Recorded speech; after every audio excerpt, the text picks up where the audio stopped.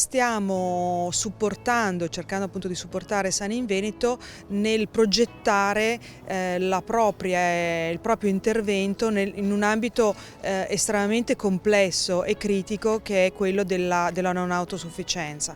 Non autosufficienza nell'età chiaramente lavorativa, che è poco frequente ma devastante, e su questo Sani in Veneto si è già mossa da tempo, ma la prospettiva è quella di cominciare a lavorare anche sulla popolazione che invecchia. Sani in Veneto si sta soprattutto muovendo in collaborazione con il pubblico. Questo è, credo, un elemento estremamente importante e unico nel contesto italiano.